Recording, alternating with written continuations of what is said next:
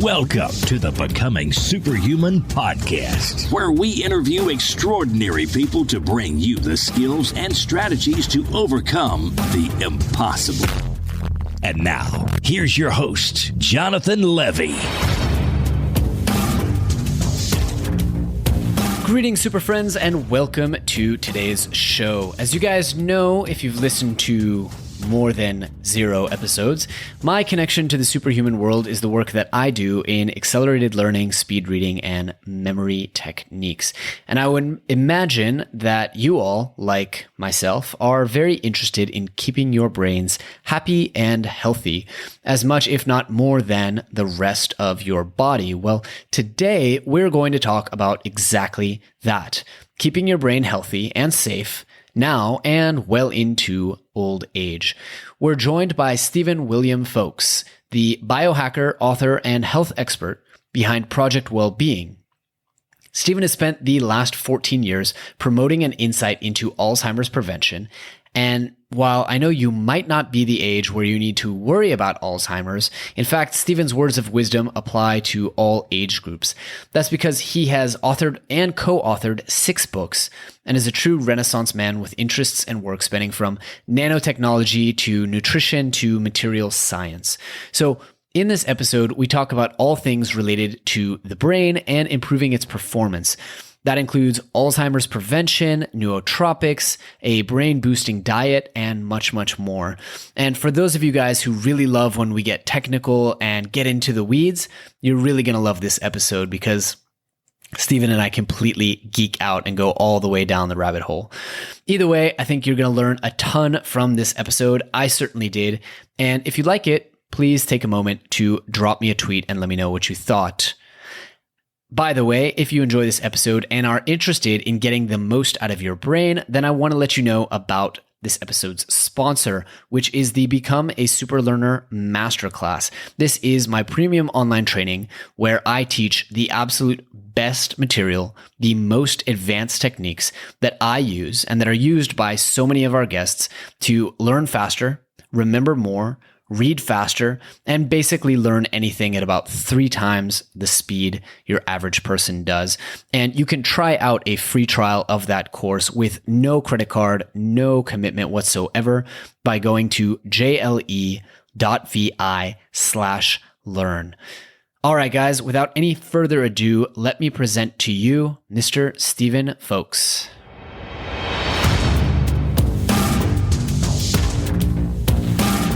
Mr. Steven Fowkes, welcome to the show, my friend. How are you doing today? I'm doing great. I'm looking forward to chatting with you. Myself as well. So, Steven, talk to us a little bit about your background and education and how it is that you became interested in Alzheimer's of all things. Well, it was a family issue. My paternal grandfather was a role model and mentor to me, and when he passed, I was motivated to study Alzheimer's disease. He lived in the LA basin and had emphysema, and then, basically lost his mind in the process of having some degree of hypoxia. And it hit me hard because he was the first person who died in my family who followed the death of a very young brother when I was a little kid and was very traumatized by it. So I dropped my academic load down to part-time, and I studied Alzheimer's disease for most of a year.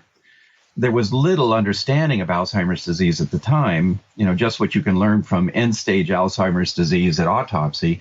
So I just continued to monitor the emerging literature until, let's say, 1993. Well, I actually continued, but in 1993, I co-authored the book Smart Drugs 2 with Ward Dean and John Morgenthaler, and we wrote a chapter on Alzheimer's therapy. But, at that time, it was a everything but the kitchen sink kind of approach with lots of disparate data, and there was no kind of unifying theme to it.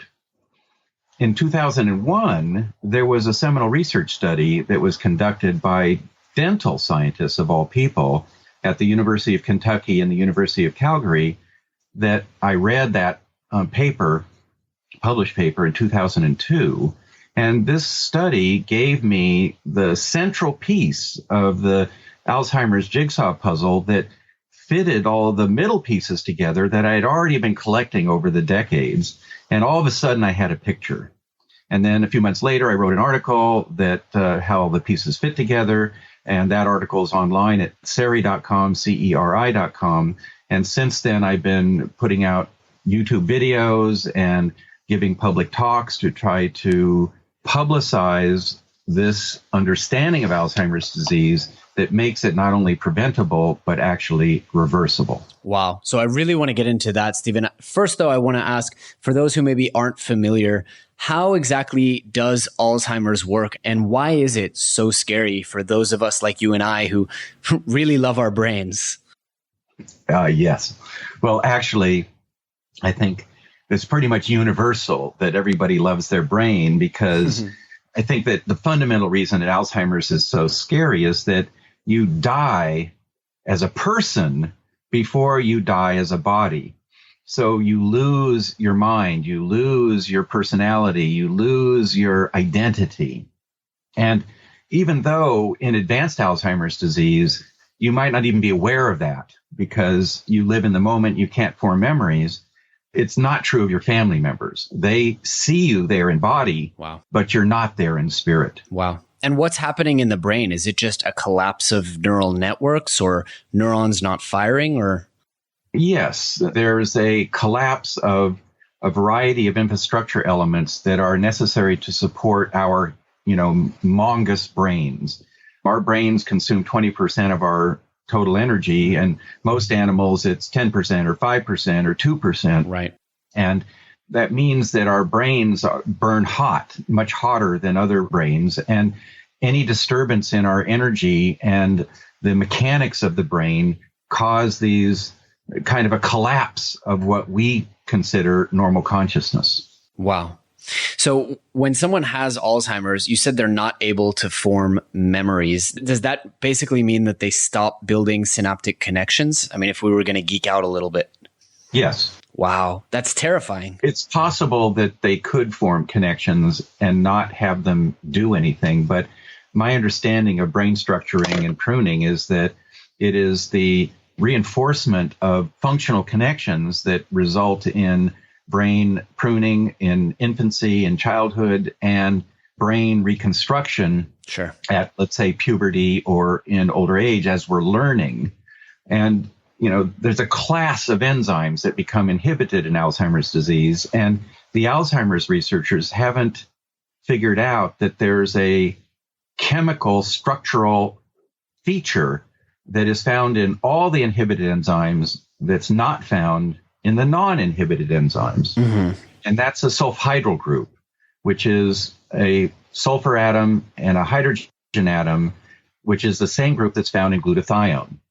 So glutathione is our primary antioxidant. And when the sulfhydryl group in glutathione gets compromised, the detoxification that it performs in the brain fails, and that's transferred to the sulfhydryl enzymes that become inhibited in Alzheimer's disease. And these involve the brain's energy backup system. So that goes down. There's an infrastructure element in the brain's superhighway system that moves, material from the nucleus of the cell down these incredibly long axons and dendrites to the periphery parts of the cell where the synapses are. That system fails. And there's also a cytoskeleton in the brain that goes through a 90-second cycle between overphosphorylation and underphosphorylation, and that fails. Wow. So the brain's sophistication is based on those kinds of capabilities. So the brain kind of falls back to this basic survival mode where you can't think and you can't form memories and you can't plan and you have no strategy, but you can move, you can breathe, all those kinds of, non-high level function aspects of brain function still work to a very large degree. That's terrible. So I guess the immediate next question is, tell us about this prevention regimen that you've been promoting and how it's recently actually been supported in the literature.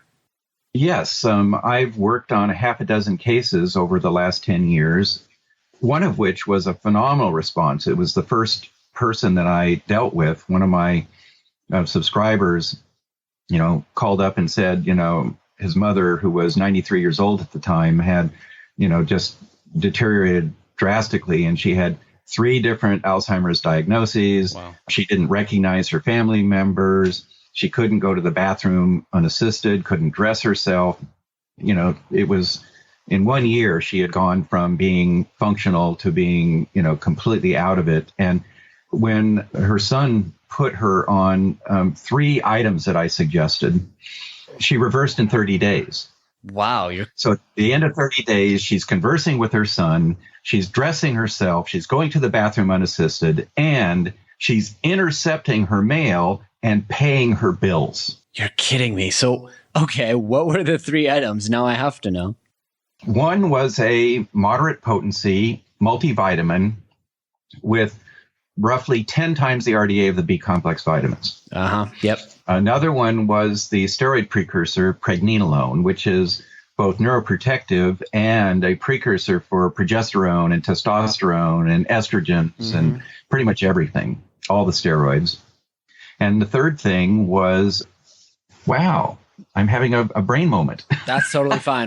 But they were relatively simple things that were present in that environment. And my agreement with, her son was that, if this provided some benefit, he would have to go off and find a physician in the middle of rural Florida who would do the medical supervision. And that physician found that she also had lead poisoning. Wow. So she was on a local well that had lead in the water. So she was also lead poisoned. But interestingly enough, she recovered before the lead poisoning was resolved.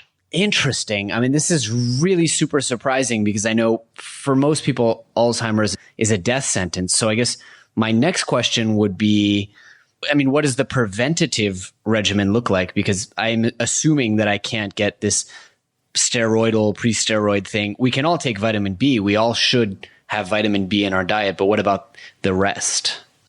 Well, the strategy for prevention and reversal are basically identical. Restoring glutathione is basically, it's not about taking glutathione as a supplement. It's about recycling your glutathione efficiently. And that depends on your energy production.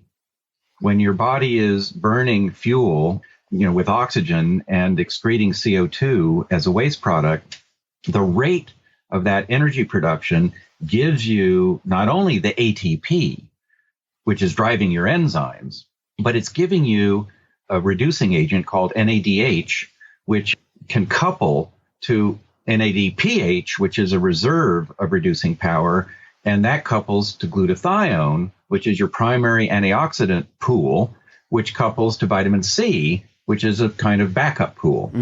And this flow of reducing power into glutathione depends upon that energy production pathway, which in modern society, in our, civilized or industrialized society, we have massive problems with our energy systems. Right. All kinds of diseases are facilitated by, inadequate energy, autoimmune diseases, autism, senility syndromes, susceptibility to viruses and bacteria, chemical sensitivity. And so restoring the energy is the fundamental thing that needs to be done.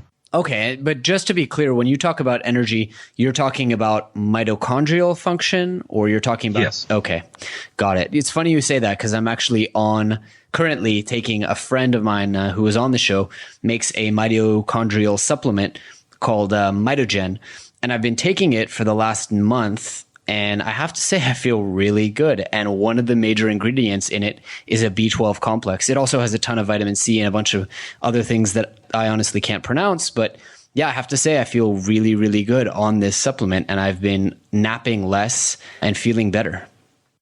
Yeah, that's one of the things that happens when people, their energy browns out, is that they'll start sleeping less efficiently. They'll start taking naps in either the early part of the afternoon, if they're a lark early morning type, or late in the afternoon if they're a night owl type.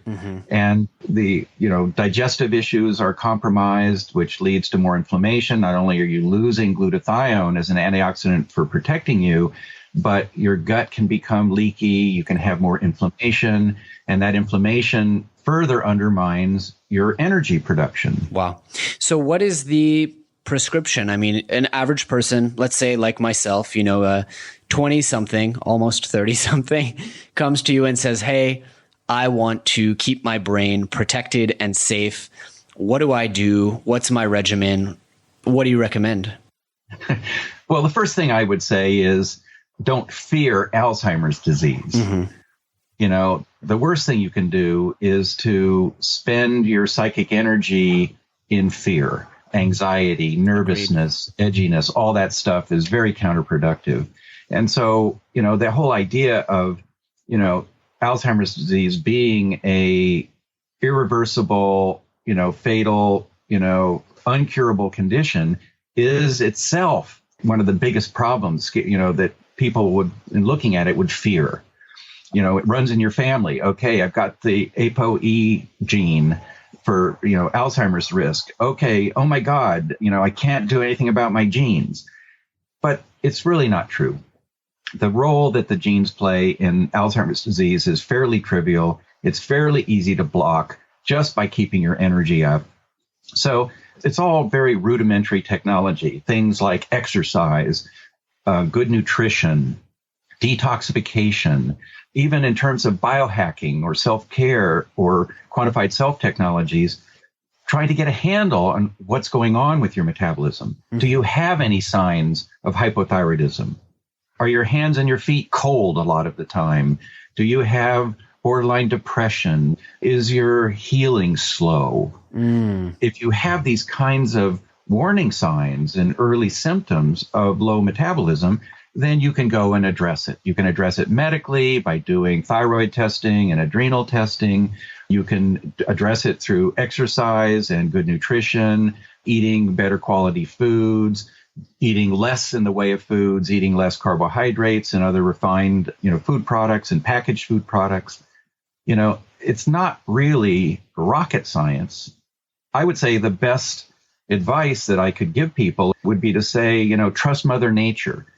How did we evolve as a people on this planet? And go to as much of a natural kind of an environment as you can. Natural foods, natural environment, natural lighting, natural water, natural air. Just go back to the basics to restore your health and your natural, birthright to healing. Absolutely. That's something that comes up time and time again on the show. And we've had practically every diet and nutrition expert you can think of. And there's one thing, whether they're pro carbs, anti carbs, eat lots of meat, don't eat lots of meat. There's one thing everyone agrees, which is eat as much natural fruits and veg as you can and drink as much clean, natural, no BS water as you possibly can. And it sounds like, not only will you feel better and look better, but also your brain will be much happier for it. Yeah. I think that one of the evolutionary benefits that has allowed the evolution of our brain is the process of cooking. By being able to cook our food, we take the amount of energy that would be involved in digesting it, and we cut it down by half. So that means that more of the energy in the food can be devoted to supporting an energetically demanding brain. That's in terms of growth as a child, and it's in terms of operation as an adult.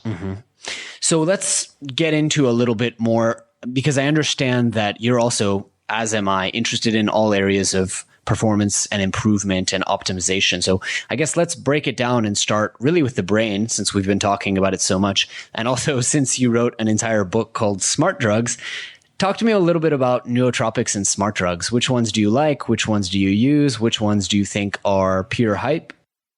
Well, I don't know that any of them are pure hype, but I would say that all of them are hyped. Yeah. It's just a fundamental aspect of marketing and, salesmanship that people promote their products. And there's a secondary factor too, that most human beings get very excited about and attached to those things that work for them. Totally. So, if it worked for you, you think it's going to work for your sister, for your friend, for your neighbor, for your coworker. Totally. So which ones do you like? Which ones have you used, and which ones do you recommend? And I guess let's maybe narrow down to the classic kind of, because as you said, well, I was going to say the classic definition of a nootropic, which means no side effects. So that cuts out Ritalin, that cuts out Adderall, that even cuts out caffeine. I don't know if I would even include modafinil and stuff like that as a nootropic. It's a pretty potent stimulant, but I don't know. What are your thoughts? Well, that can be incredibly valuable to have side effects where, the effect of caffeine being conspicuous isn't necessarily make something unsustainable. True. If you're not a fast oxidizer or you're not over alkaline from the effect of the coffee bean, extract itself. But, I use Piracetam on a regular basis. It's the one that's most well studied. It has a couple of unique effects in me that are, in my opinion, based on my values, very valuable. I tend to be a night owl, for example, and if I take a big dose of Piracetam in the morning, it normalizes my circadian rhythm the following day. Interesting. And that, to me, is incredibly valuable because I recognize that this is a natural tendency of me to drift in time and go to sleep later and later and later. And the downside of waking up badly in the morning, of course, that I really have been there and I don't want to live there. So Piracetam does not give you sleeplessness, is what you're saying. That's right. It does not. Interesting. I can sleep on Piracetam, but even when I use it in that big dose in the morning thing, by the time the evening comes around and I want to sleep, it's worn off. So even people who can't sleep on Piracetam can use a big dose with it. But, I'm a little bit awkward about, promoting this thing. I mean, I'd like to share it just because it's fascinating to me. Sure. But this isn't a documented effect. I mean, you can't go into the literature and find research on Piracetam and how it modifies circadian rhythms. Sure. That is interesting. And why Piracetam instead of aniracetam or oxiracetam or one of the more quote unquote potent ones? Well, I think that its toxicity at the time when I was experimenting initially was way better understood. There's a problem with the drug development industry in that they often do not report negative effects. Right.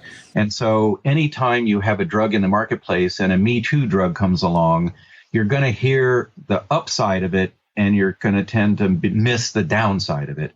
And so that's always been one of my, focuses for, making choices is, what do I know and what do I not know? Right. And, what do I know about what I not know? And what do I don't know about what I not know? All of those kinds of considerations. And so at the time when I first started experimenting with the racetam families, Piracetam was the best choice. But I did go out and get some oxiracetam and swap it in and out. And I did do some aniracetam, and I did do one other, which I'm blanking on right now, and more recently, Noopept, and didn't find that they were as functional for me, or at least at the kinds of doses that I played with. Interesting. So I've dabbled in the alternatives. And, I've been to all the chat rooms as well where people talk about this. And the thing that I've noted is that, many people out there have their favorite racetam and none of them agree. Yeah.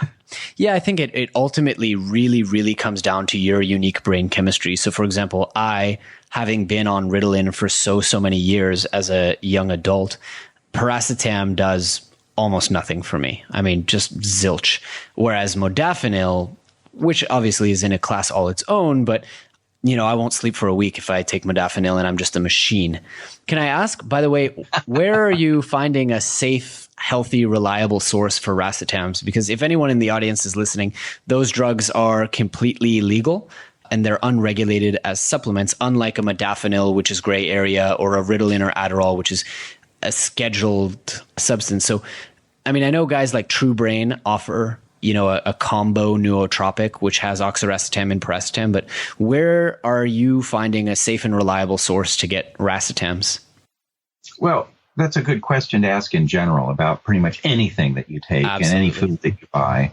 Even if you're doing something like buying kale in your supermarket, you really would like to know, is this kale grown in a thallium-rich soil or not? Bingo. Because, kale's a thallium concentrator. And so if it's grown in the wrong soil, it's toxic. And if it's grown in the right soil, it's potentially quite healthy. But, the whole idea of where you get your racetams, you can buy them in the United States from Europe as pharmaceuticals, where this is produced by, UCB or Glaxo or, whoever, where it's distributed as a pharmaceutical. And some of the pharmaceuticals would be colored, yellow or, red, where you wouldn't want them because of the dye and the food coloring that's added to it. But several of them are uncoated or uncolored. And so you're just dealing with a standard pharmaceutical that's approved by the FDA equivalent in those countries where it's sold. In the United States, the Piracetam that's sold over the counter is in this gray area where it's sold kind of as a dietary supplement, even though technically it doesn't meet the definition of it. But because it's so non-toxic, the people who are selling it aren't really afraid to sell it as a dietary supplement, and you really don't know where it comes from. And I don't know where it comes from. Sure. But there's several varieties of techniques that you can do to mitigate that kind of toxicity. So, for example, if it was made in China and you had a concern that there was some lead or mercury in it, you could take a capsule of an oral chelating agent like EDTA or DMSA at the same time you take the Piracetam so that dose of heavy metal is mitigated. And is this something you just order on Amazon or you go to your local Walgreens? I've never seen it on the store shelf, but I bought it through Amazon, I bought it through eBay, and I bought it directly through, internet websites. That's interesting because I recently found a safe, reliable source, like I said, for modafinil, and I've been kind of experimenting with that in a limited way. So it all comes down to again, can you find somewhere safe and reliable? Because I'm still not sold on the Nootropics. I haven't tried it, just as an example. I have, and it wasn't as notable to me as nattokinase or B-complex vitamins or Piracetam. Interesting. Steven, talk to me about brain boosting foods. I know we talked a little bit earlier about kind of having a natural diet. What are some foods that you find protect the brain and also improve its performance? Well, the biggest thing that I would say involved in the brains would be fats. The brain is a huge reservoir of fat, and there's a lot of highly polyunsaturated fats. And so the role of things like fish oil or flax oil in brain function can be exaggerated. I mean, it can be intense. It can be significant. Yeah. The brain is able to make its own polyunsaturated fatty acids if there isn't enough toxicity to interfere with that kind of process. But for other people who may have low energy conditions and, Alzheimer's, autoimmune disease, chemical sensitivity syndromes, fatty acids are one way to raise metabolic rate, and especially the polyunsaturated fatty acids. Of course. And unfortunately, there's a downside to polyunsaturated fatty acids regarding peroxidation and rancidity. And so the idea that more is better is very dysfunctional in that particular kind of supplement. And many people will consume in a day the oil equivalent of an entire salmon and don't even think twice about it, which is kind of a deviation from that idea of trusting Mother Nature. Right. I think that's a really important point that you bring out we need to really, as a society, reevaluate how we look at fats in general. But more specifically, we need to be more discriminating about what kinds of fats, Right. So you've got the long chain fats, which would be structural, and the polyunsaturated fats, which would be structural. And then you have the medium chain fats and saturated fats that would be energetic to support the metabolism of the brain. And that's the thing that I'm most interested in from a sustainability perspective. You can overdo fish oils, but it's hard to overdo MCT oils other than gastrointestinally. So some people can load up too much and overwhelm their gut microbiome and get diarrhea. Yeah. But that's, it's a feedback limited process, and nobody misses the fact that they have diarrhea. And if they just slow down and increase their fat content slowly over time, they will usually adapt to it. Sure. Have you tried the Quest powdered MCT oil? It's one of my favorite products on the market right now. I have not, but I did at one of the biohacking conferences, Dave Asprey's groups. I did try the MCT beverage that they had with the encapsulated MCT oil in it. Yeah, it's good stuff as well. I had a cup of Bulletproof coffee with Dave at Burning Man of all places with the brain octane that they serve up. By the way, on the note of biohacking, you mentioned when we emailed back and forth that we should make some time to talk about some other types of kind of non-brain biohacks. So maybe tell me about 3 or 4 of your favorite non-brain ones. Yeah, I've been dealing with, diet issues and health issues and, trying to find a wise path to survival in our industrialized modern society. And so a few of the things that I've come up with that I think are keepers are, let's say, number one, intermittent fasting. Yeah. The idea that overeating and undereating can be in balance with each other, and that there's a huge value to undereating as a lifestyle strategy. Mm-hmm. And that this is sustainable, and there are people in the world who practice this as a culture and do very well by it. Mm-hmm. A slight twist on that would be partial fasting, the idea that you can benefit from, let's say, caloric restriction by merely cutting back carbs or merely cutting back protein. Mm-hmm. Even in terms of, let's say, fitness issues, interval training is an amazingly efficient way to become fit and stay fit. Yeah. Humans, for example, have a real problem with vitamin C. So I would put collagen therapy in that category of something that is fairly widely needed and universal and also sustainable. So I haven't heard about that one. Tell me more. Well, it starts with vitamin C. Humans don't make vitamin C, yet vitamin C is not only a core antioxidant, it is a collagen maturation factor. And when normal animals don't have collagen problems because they make, for a human equivalent, 10 to 20 grams of vitamin C a day. And yet we get by on less than 100 milligrams, according to government recommendations, and maybe, 2 to 4 grams based on some kind of minimal interventionist approach that might be similar to what we'd get in a jungle that would have year-round fruit supplies and things like this. So, humans have this tendency when we move out of the tropics to have serious collagen problems as a result of a lack of vitamin C. And like glutathione for Alzheimer's disease, it's not so much about the intake of vitamin C that's critical. It's about the recycling of vitamin C. So if you're a good recycler of vitamin C, you can use a vitamin C molecule 1,000 or 10,000 times before it dies. And same thing with glutathione. You could use it, hundreds and thousands of times before it is recycled. But if you have bad energy, you might only be able to use it 10 or 100 times. Mm-hmm. And so even tiny doses of vitamin C can promote healthy collagen when you're in ketosis, when your energy systems are tuned up, when your production of NADH and NADPH is high. Even tiny amounts of vitamin C that might be found in, let's say, seal blubber is enough to prevent scurvy. Wow. Yeah, I learned long ago that really it matters so much. So, for example, you mentioned ketosis. Well, when you go on a low carbohydrate diet, as I've been told, basically the body or the glucose competes with vitamin C for pathways. So by lowering down your carbohydrate intake significantly, you actually need much less. I mean, that's one of the reasons people on a low carb diet get sick less. It's not just that they're getting so many more vitamins, but they use vitamins so much more effectively, as I understand it. Mm-hmm. That's true. Amazing.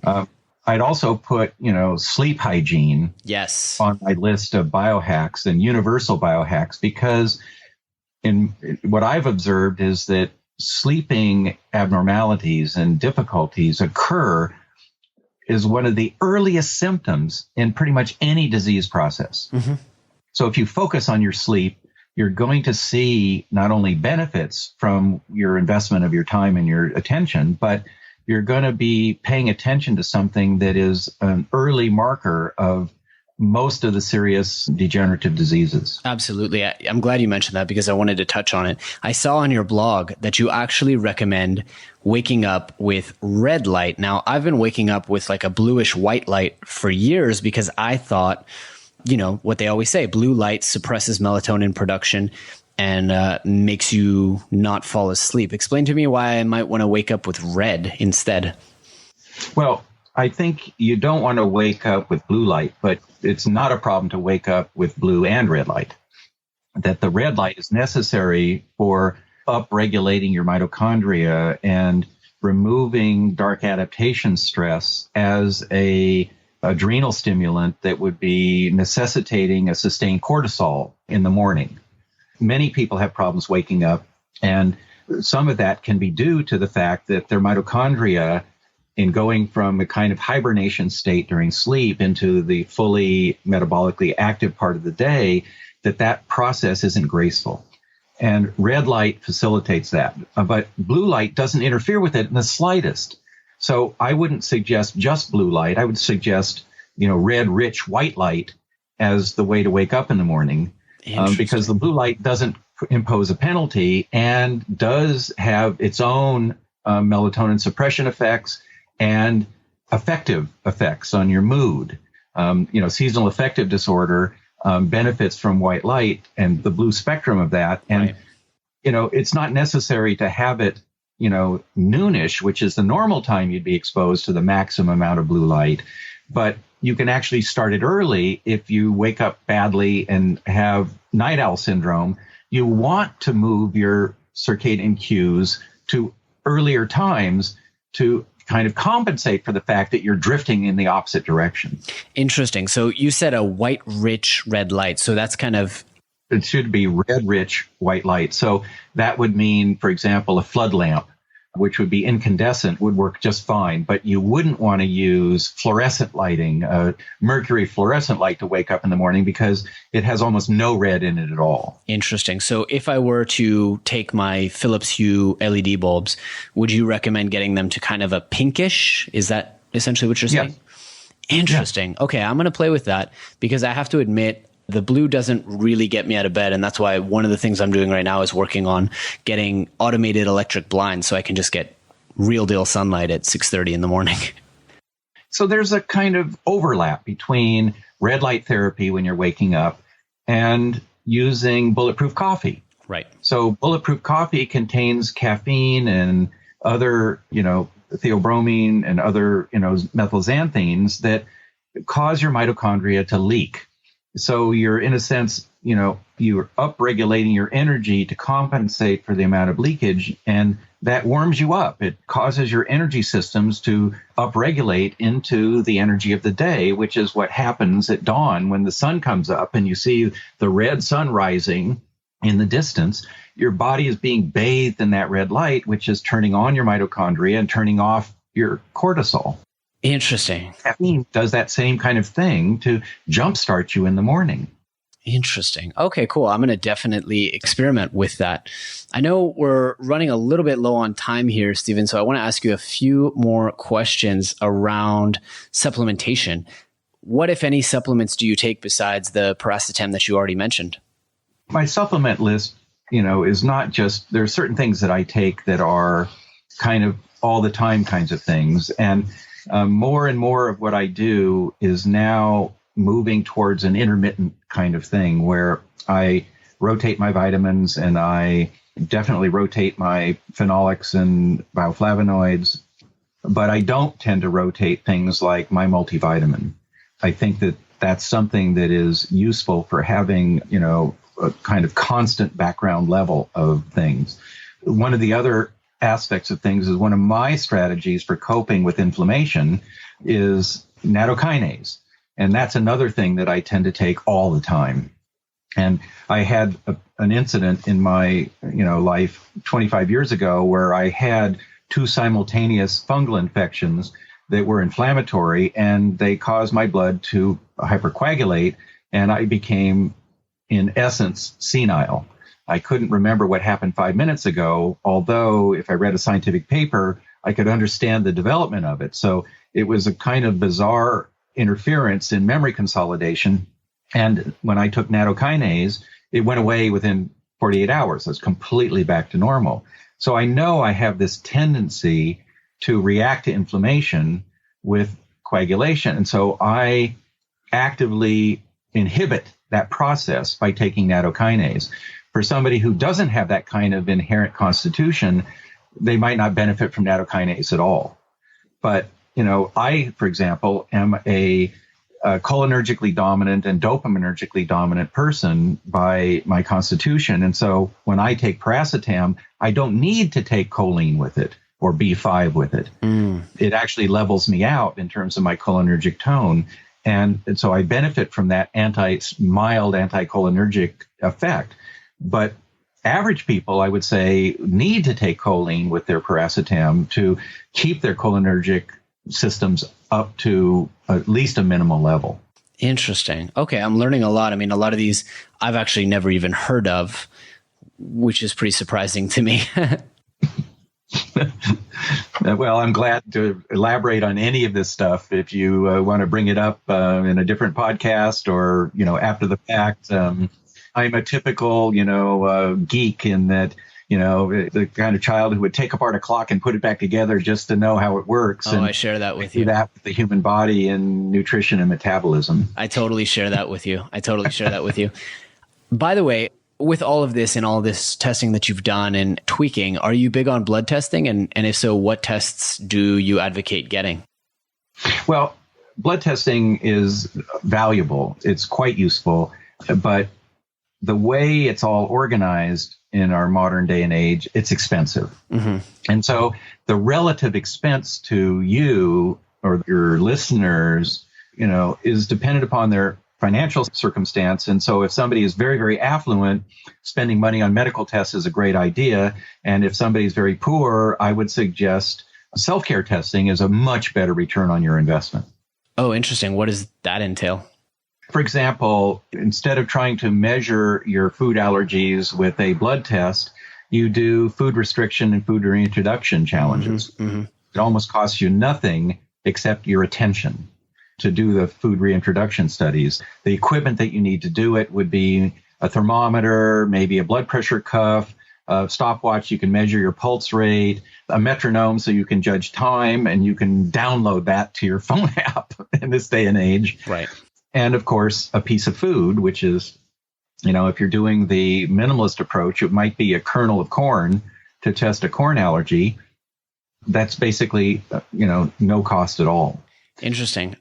That's the real advantage of self-care testing is that you can study yourself interactively in the context of your own life. And that gives you, in my opinion, the best quality information you can get. So if you're measuring blood pressure at the doctor's office, you're going to have the white coat syndrome getting in the way of it. And if you're edgy or nervous, or you were driving there in traffic and somebody cut you off, your blood pressure reading is going to be abnormal. Right. Whereas if you measure it at home, you can measure it when you wake up in the morning, you can measure it after you've eaten, you can measure it, before and after, having sex and an orgasm.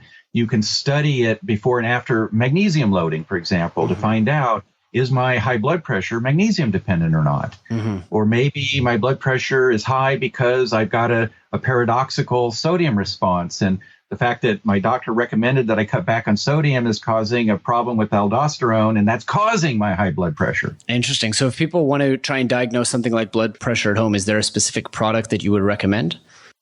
Just a home blood pressure cuff.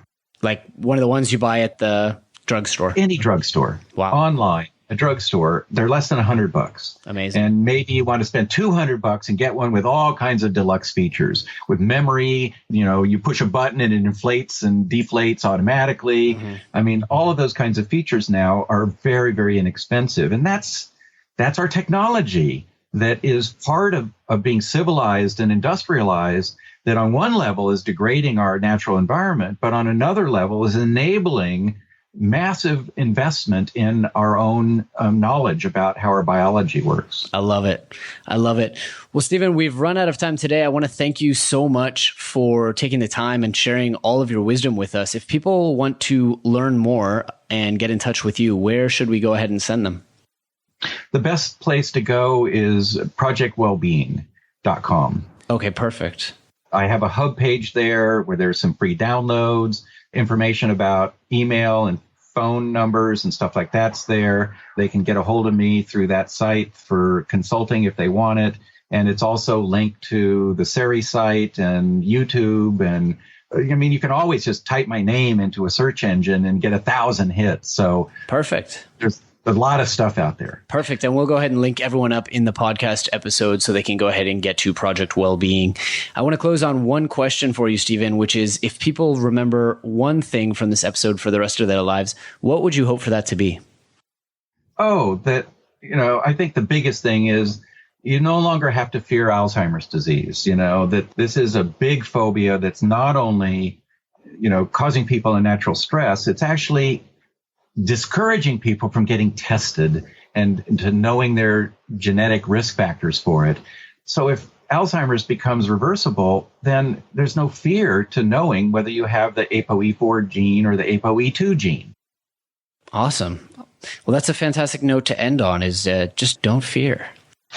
All right, Steven, thanks so much again. And I do hope we can keep in touch. Thanks for having me.